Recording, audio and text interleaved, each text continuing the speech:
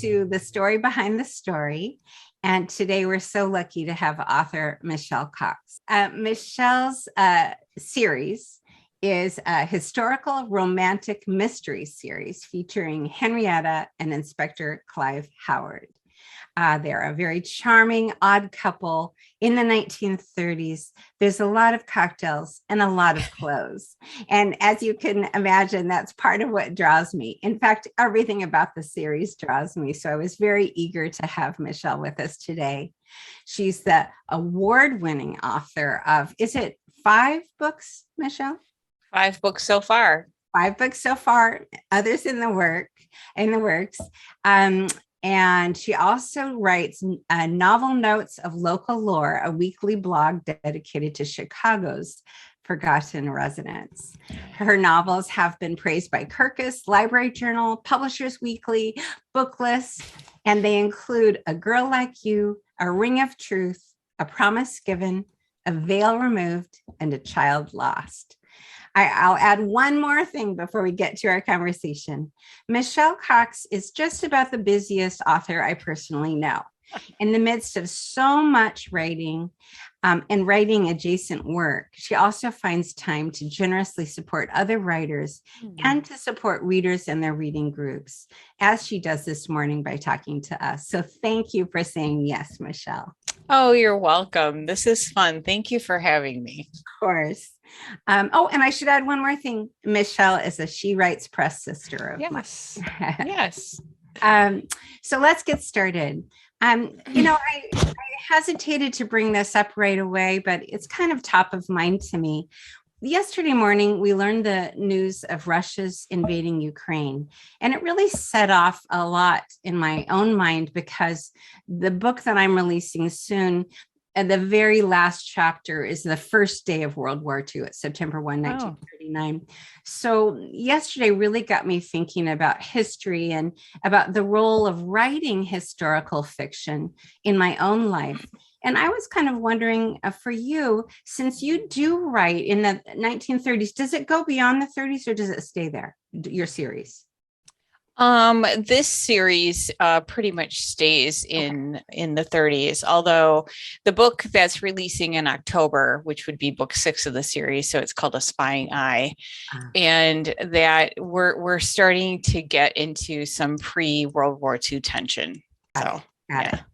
Well, what I was really wondering is when you're writing this series and when readers, read it, do you think it's more like you're seeing the reverberations between today and the past, or would the readers expect more of an escape from today's reality in this series?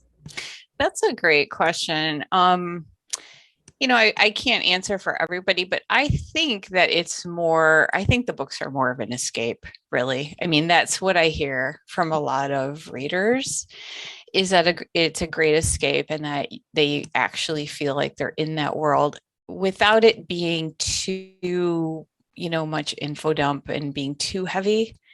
So it's not really supposed to be a history lesson or, it really is more of an escape. And it's interesting too about that then when you're writing, you're thinking, my job is to entertain, to divert people from their daily lives. I was thinking, what drew you to the 30s precisely to do that? Yeah, that's a good question. Because really, I've always had more of an attraction to the 40s. Like I love big band music, and I wrote a book before the series that was set in the 40s that never got published, but that's kind of where my heart originally lay. But when I was starting the series, I was looking through all of my old stories from working in the nursing home, which those are the stories that form the basis of the blog. And I just felt like I needed a little nugget of truth or, somewhere a jumping off point. So I found the story of this woman and I modeled the character of Henrietta on her.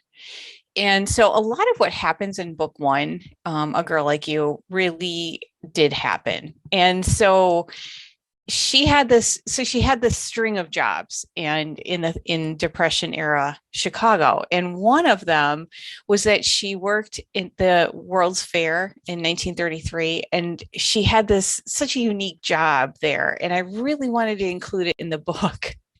So I'm like, oh gosh, then I would have to set it in the 30s. And at the time, I thought I was just writing one book. So I'm like, well, I can write one book in the 30s. And then it turned into a series. But now I'm glad actually that I did that, because I do think that it's kind of a a niche that isn't really filled. I mean, of course, there are other books set in that time frame, but not as much as like the 40s and Right. World War I stuff. So I really am glad that I sort of landed between those two wars. And that's where my first book begins too. And that's one of the things I liked about it, in addition to it kind of converging with family stories. But there's also something like transitional. There's something brackish, like this place where you're moving out of something and you're not quite into the next thing. And it's kind of rich in a place. I was just going to say that it's a lot richer than you think once you start sort of looking into, what was really going on during that time. Yeah. Great. Would you, before we get any further, because you have referenced book number 1, could you just give us a little short preview of what that's going to be for people who haven't read it yet? Sure. It's so basically it's Henrietta von Harman, and she is the oldest of 7 children. Her father's killed himself because of the Depression, and she's the one that's always out hustling for money. And again, this is kind of based on her real story, that she was this very beautiful young woman, but she was very virtuous. And so she never had an issue getting a job during the Depression, but she had an issue keeping jobs because she was always getting felt up or, cornered in the back room by the manager. So in real life, she would, slap them. And then of course she was fired, which I just think took incredible courage to do during the Depression, when there's like lines of people, waiting for your job. So, she ends up taking a job at a dance hall, and the floor matron is murdered, and this is all made up. And then the inspector Clive Howard shows up on the scene to investigate, and it sort of goes from there. He convinces her to go undercover for him. So great. Thank you for that. Yeah. And I will say that even though I've got it here on my Kindle, I wound up loving it as an audiobook. So I really recommend it as an audiobook too. Thanks. Yeah. Thank you for saying that. Jane Entwistle narrates the whole series, and she's a fabulous talent. I was so lucky to get her because she's won all the big audio awards for, lots of her work, and she does a lot of work in Hollywood. And so I was just really lucky to get her. Yeah. Well, her voice and your words work very well together. Thanks.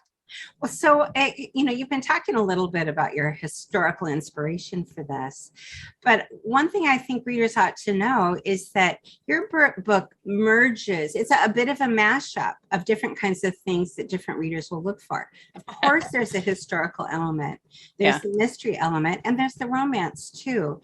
And that's one of the things, I write mashup too, and I struggle a little bit to say what exactly I'm writing.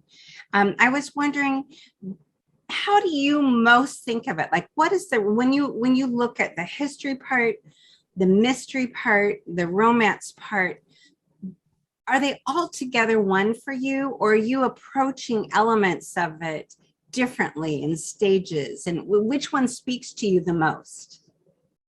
History, mystery, or romance? That is such a great question. I mean, we could spend a couple hours on that because it's like my number one topic, is because, the publishing industry is so really wants you to drill down into a genre. And that, as you said, that is not what this is. It's really a cross genre. And so I'm also always trying to sort of figure that out. To me, I feel like I the most closely identify it as being historical fiction or some sort of like family saga, because the books have such an overarching theme, and these characters continue to develop. To me, that is really what I'm the most interested in. And they really only have a mystery because the crew, the cast, needs something to do in each book. And so they have this sort of mystery to sort of figure out, but it's definitely not, like a crime thriller or police procedural. Right. It's just sort of more in the background. And then I also do feel like the romance is kind of that way too. Sometimes I like to describe it as romantic suspense, but I don't know if that's even really true, because I don't really know how integral some of the romances are, to the plot. So if I had to say one, I would say historical fiction, definitely. Right. Yeah. And I sort of get the feeling, even, from listening to it, but also listening to you talk about it, that I should have added one more word to that strand of words, character, that you're interested in at this point in developing these characters over time. And you said something already that I want to pick up on. You want to let them develop, because there are different ways. All of the readers out there who like to read historical mystery series know that some writers approach it as if this protagonist is eternally 32. It's like every single thing happens in 1 year of life, right? Yes. But another way to do it is to follow this protagonist or these protagonists through time. I read in one of your interviews that, and something you just mentioned here, that you didn't intend for this to be a series. You thought it was a one-off. So then did you have to stop and say, okay, how am I going to do this? How much time passes? Yeah, because once I decided to make it into a series, really pretty much because I fell in love with Clive and Henrietta myself, and I just didn't want to let them go. So I had to think of a way to craft this into a series. And had I known I was writing a series ahead of time, I would have set the whole world up differently. So that's a little note to any authors out there who are thinking of writing a series: kind of figure it out beforehand. Because I didn't really want to write a whole series about a cop and his wife in Chicago and solving crimes. That's didn't really super appeal to me. I wanted to write more of a sort of, the way I describe the series as Downton Abbey meets Miss Fisher's Murder Mysteries. So I had to shift it a little bit to, kind of bring in sort of, the rich versus the poor, and the North Shore estate versus, the hovel in Chicago. So I had to kind of switch things a little bit. So of course, Clive volunteered to have a secret past. So that worked out. Yeah. It is true that when you start something like a series and you don't know it's going to be a series, same thing happened to me. On the one hand, you don't get the opportunity to start things off in a super planned way, knowing what this massive arc is going to be or could be. But on the other hand, any decision, it's like anything, any decision you make early kind of points your boat in a general direction. And so, okay, well, those decisions are made. I don't have to figure that out. I've already, she's already 6 feet tall, so I can't do anything about that. Exactly. You're stuck with what you have, but that's okay. You're creative enough to work around it. That's right. Well, I know that it sounds like the mystery part of it is really about the plot. When you say you need Henrietta and Clive to have something to do, really it's, something for the story to do while they're aging and interacting and having experiences.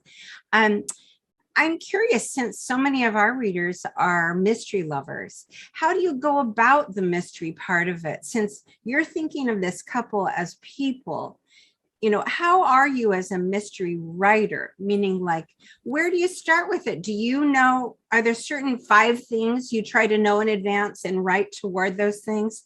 Do you know who the killer is going to be when you begin to write? Where are you with that?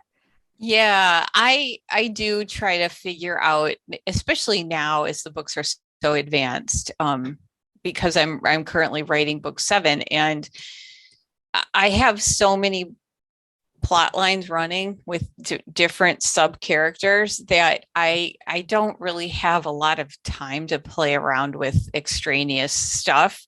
So I have to really pretty much I start with a mystery. I have to plot that out first and figure out, yeah, who's the killer, what was their motive, and then kind of work backwards and then weave all of these other stories around that.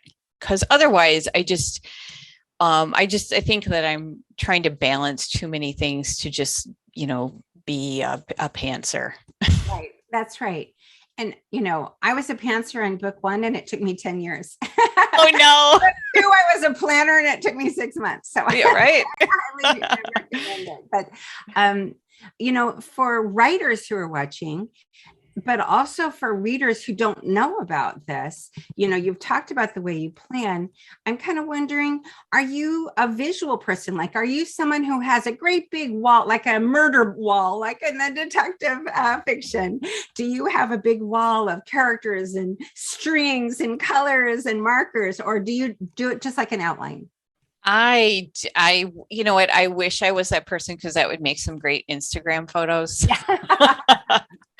But no, I mean, really, literally, look, this is my outline for book 7. I'm using the kids' old, school notebooks, and I just write over top of them.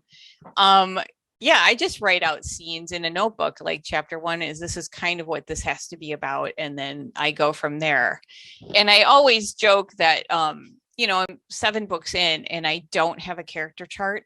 And I recently just hired the editor who worked on book 6 to create one for me, because I just got sick of having to go through Word docs of the old books and like look at, some side character's eye color. I'm like, why didn't I write this down? Every book I go through this. So hopefully it'll be faster. Smart thing. So for readers who don't know, what exactly do you mean by a character chart? Like what goes in there that you need recorded in something like that? Well, their name first, and then maybe any physical descriptions I've given them, like buck teeth or pockmarked skin or gray hair or whatever. And then any other pertinent information like that happens to be mentioned as the books go along, like the names of their kids or the car that they drive or where they live or whatever, how old they are. That is so super helpful. And if I start a new series, which I do plan to, that's going to happen on day 1. Yeah. I, as someone who I previously interviewed, Sheldon Siegel, who has a Mike and Rosie daily series of mysteries, he has a book Bible, and it's a series Bible. And so one of the things that he talked about was how he even makes it so that he has characters' names do not begin with the same letter.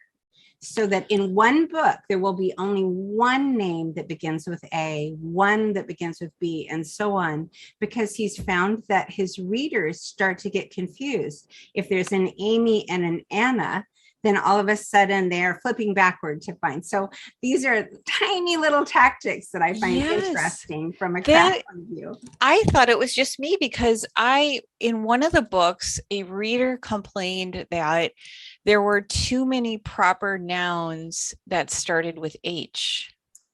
And I'm like, what? Yes, yeah. I was stunned by that. And so now ever since then, I'm very conscious about what names, what letter they start with. It's incredible. And I find that sometimes if I'm not paying attention, I'll be like Frederick, Felix, Ferdinand. And I'm like, wait a minute. Get stuck. Another way of organizing these things, especially since you're going, on in this series, is to make sure your characters come at things differently, so that if Henrietta and Clive witness the same thing, they don't necessarily witness it in the same way or process it in the same way. What would you say is the difference between the way Henrietta and Clive approach?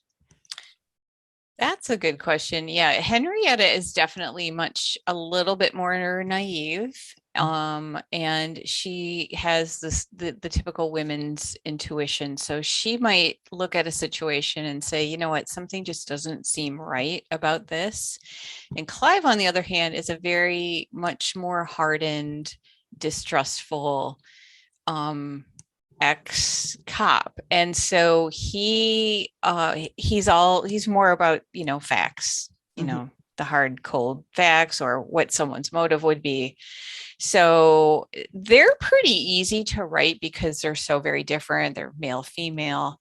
I think what's harder to write is when you have different women in a book. So if you've got Henrietta, then another big storyline in the book is her younger sister Elsie, and then now I have Clive's sister Julia has taken up one of the storylines. So writing 3 different women's perspectives on something and making them all different, that's a little bit challenging. Very challenging and worthy. It makes it much more interesting not to have female characters all walking in lockstep in a way. Exactly. Yeah. I think it's interesting. I don't know if you've ever looked into the Bechdel test. Are you familiar with that term? It came up. Bechdel test relates to film, and it's a way of evaluating a film. Alison Bechdel came up with it, and it's like, how many scenes are there with 2 women talking to each other, not about a love interest? And that's the way that she judges a film, whether it's kind of appealing and accurate and authentic about women. And interesting. And when I learned about that with film, it got me thinking about, to consciously make sure that women have conversations, as they do in real life, about the things that are bothering them beyond their boyfriend. That's great. Yes, I love that. I love that your female characters come at things from different places. Yes, and that's also another way in which the mystery sort of helps that along, so that there is something more for them to do, to discuss, to worry about, whatever. That's right. Yeah. Well, the last question I wanted to ask you today is about place and setting. I know that you are deeply a Chicagoan. Yes. Chicagoan. I'm not sure. That's right. Yeah. And that you keep this blog about historical people in Chicago. So what is the role? What do you think, for your readers, is the role of place in this series? And what do you do? What do you do to get it there? Because it's very rich with setting. Oh, thanks. Yeah, I try to use as many real places as I can, because I do think that even if you're not from Chicago and you don't recognize these things, you are able to sort of imagine them, and the story seems more real. But it is really fun to get emails from readers who are Chicagoans or ex-Chicagoans, and they love all of the descriptions. So that's been really fun. But I do think that there is something to setting, to Chicago. It's, the center of the country. It's very Midwestern. And yet you have this, sophistication even in the 30s. So that's a great, you have very sort of down to earth, hardworking people, but you have the other side as well. So I think it makes it a great sort of backdrop for, the story, in which that sort of tension is always there among the characters as well. So, I said that would be my last question, but I have one more. What is your take on violence or, sensational type stuff? Where are you on that continuum as a mystery writer? I'm really not into the violence because that's really not something I wanted to write. Again, I wanted to write this more sort of Downton Abbey with, a little bit of, Miss Fisher's murder mystery with her lovely gowns. So there's not really a huge place. And it's hard to write about the 20s or 30s in Chicago without mentioning, Al Capone and the mob. And so, I can't just pretend that that's not there. But on the other hand, I didn't want it to saturate every book of the series. So he is sort of a peripheral figure in some of the books. But yeah, I tend to stay away from that, and also because it's really hard to write a fight scene. No. Yeah, fine. Yeah, it is. It's like I think of it as like choreographing a dance. Yes, like right. Where will this? And I've never been in a fight before. Exactly. So it's hard work. One time, I even had to watch a YouTube explanation of how to climb a tree because I'm not really a tree climber. So I had to say, well, where would you put your leg? That's funny. I love that. Yeah.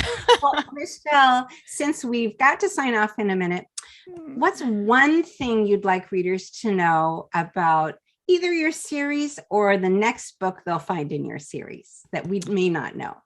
Well, I guess we've covered it. I mean, I think it's fun for readers to know that, Henrietta is really based on a real person. I like to tell readers who don't have time to read, which you've already mentioned, that the books are all out on audio. And maybe if you're interested in reading more or what I'm up to, go to my website michellecoxwrites.com and sign up for my newsletter, because I run a lot of huge giveaways every couple of months for subscribers only. So definitely sign up for that. I give away some really big prizes, iPads, a trip, flowers for a year. So lots of fun stuff. So sign up. I saw like a fur coat or something. Yeah. I'm like, you run the best giveaways by far. So yeah. Yeah, it's fun. Great. Well, thank you so much for joining us and answering some of our questions today, Michelle. Oh, and you're welcome. I hope that everyone will go to michellecoxwrites.com and you're going to find a wealth of information there, as well as links to find out more about the books. So Thank you again. Great. Thanks for having me. Of course. All right. Bye-bye. Bye-bye. Thank you so much. Yay!